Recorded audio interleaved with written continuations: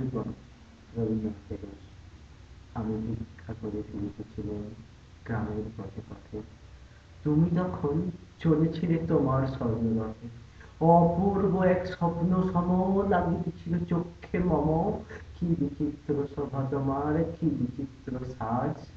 আমি মনে ভাবিতেছিলেন, এ কোন মহারাজ, আজই শুভক্ষণে রাত পোহালো। ভেবেছিলেন তবে, আজ আমারে দ্বারে দ্বারে ফিরিতে নাই হবে। বাহির হতে নাই হতে কাহার দেখা পেলেন পথে, চলিতে রথ ধনুধান্য ছড়াবে দুই ধারে। মোটা মোটা কুড়িয়ে নেব, নেব ভারে ভারে। দেখি সহসা রথ থেমে গেল আমার কাছে এসে।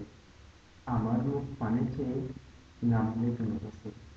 দেখে মুখের প্রসন্নতা জুড়িয়ে গেল সকল ব্যথা। হেন বলে কিসের লাগি তুমি অবিশ্বাস, আমায় কিছু দাও গো বলে বাড়িয়ে দিলে হাত। মরি একই কথা রাজধিরাজ, আমায় দাও গো কিছু। তোমার কি বা অভাব আছে ভিখারি ভিক্ষুকের কাছে, এ কেবল কৌতুকের বসে আমায় প্রবঞ্চনা। ঝুলি হতে দিলেন তুমি একটি জুতোখানা। যবে পাত্রখানি ঘরে এনে উজাড় করে দেখি, এ কি ভিক্ষা মাঝে একটি ছোট সোনার কণা দেখি।